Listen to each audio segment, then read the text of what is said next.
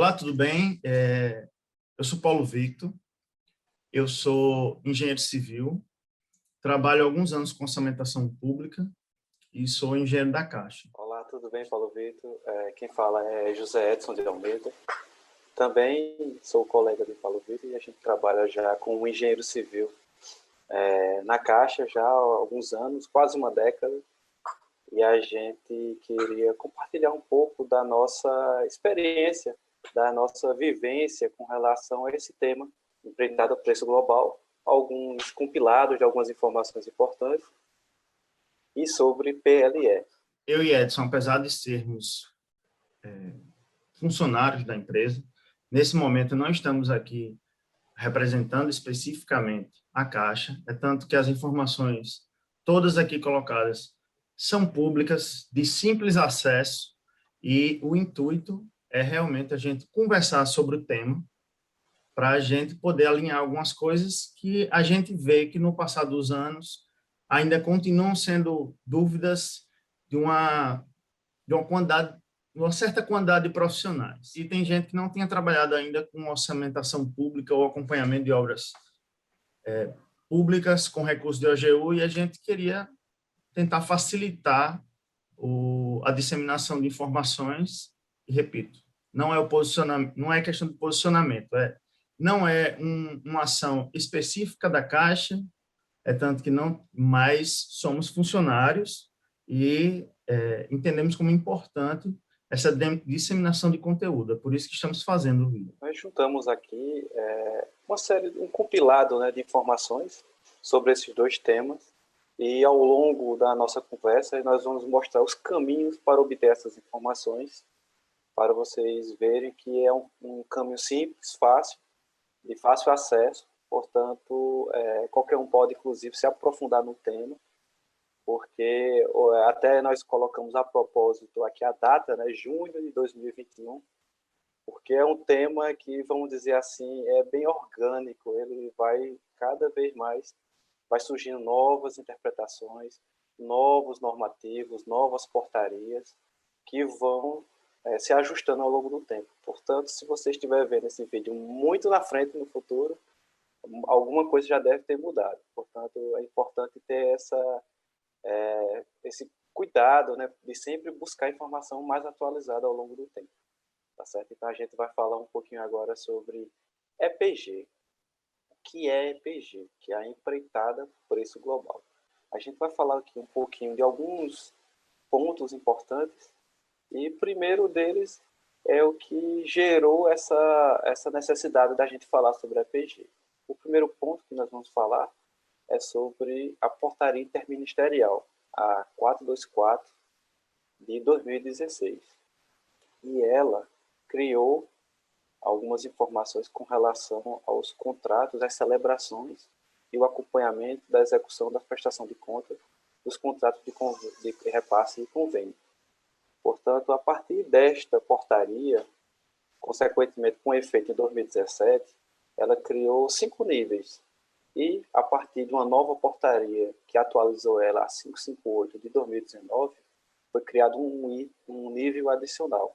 Portanto, a gente tem o nível 1, o nível 1A, e depois nós temos do nível 2 até o nível 5.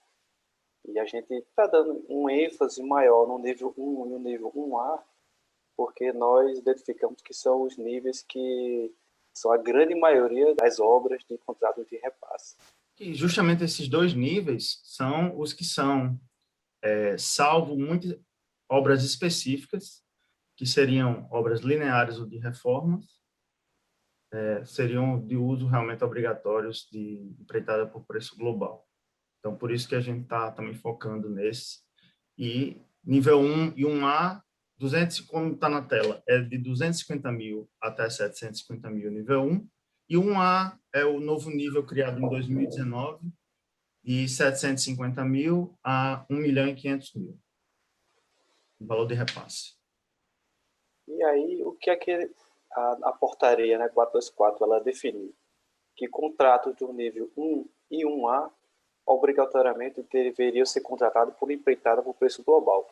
Daí, a gente achou interessante mostrar algumas particularidades de uma contratação por preço global, e após essa portaria, no caso, ela obrigou, né, a contratação por empreitada por preço global para obras comuns de engenharia, obras correntes.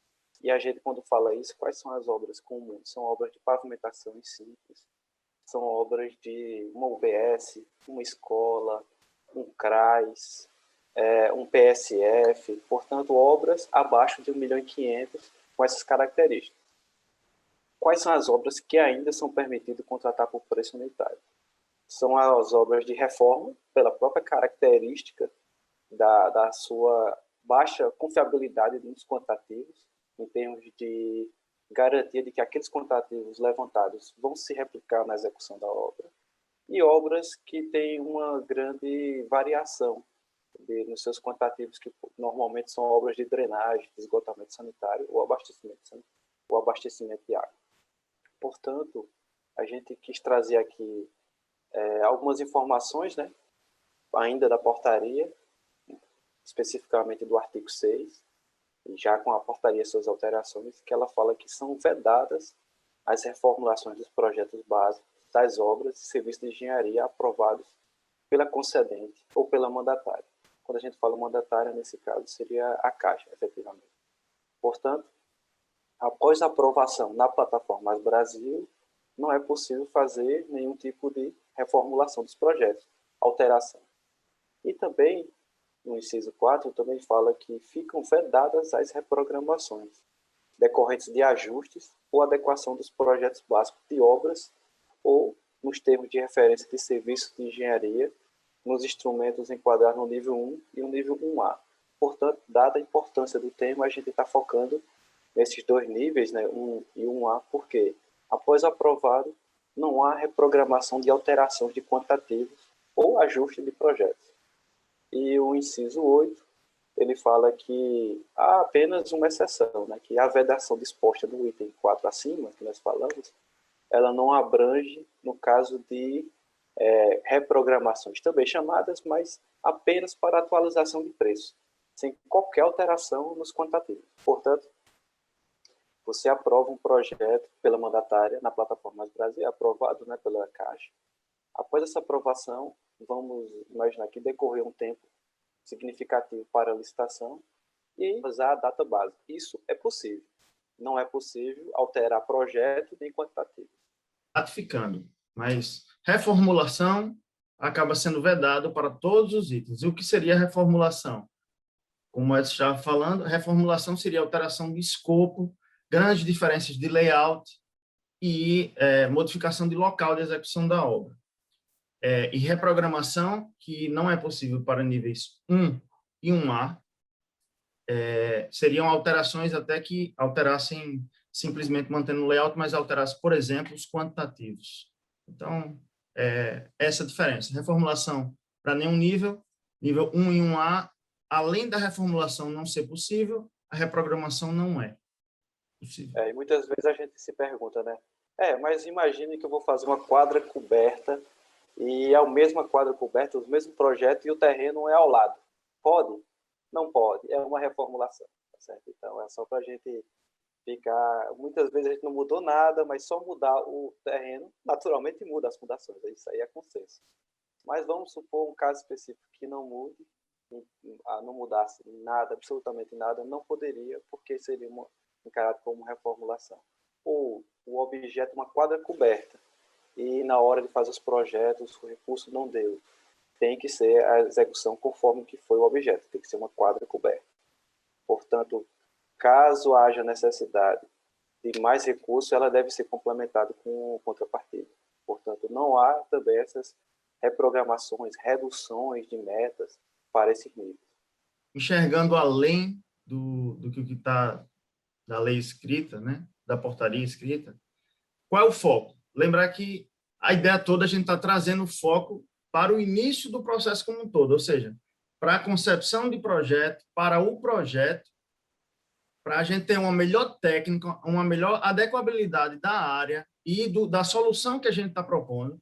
Nós, como técnicos, junto aos colegas técnicos que são projetistas, para a gente poder focar nesse momento e por experiência, até por vivência, ter um prosseguimento da obra muito mais tranquilo, muito mais rápido, inclusive, com um fluxo de recursos também mais fácil, e entendendo o processo como um todo, e a gente está trazendo, a 424 veio para puxar de vez, para a gente dizer, o Brasil dizendo, olha, vamos focar em projeto, vamos deixar o projeto mais redondo possível, da melhor solução possível, para que tenha menos problema no acompanhamento e a gente consiga finalizar obras.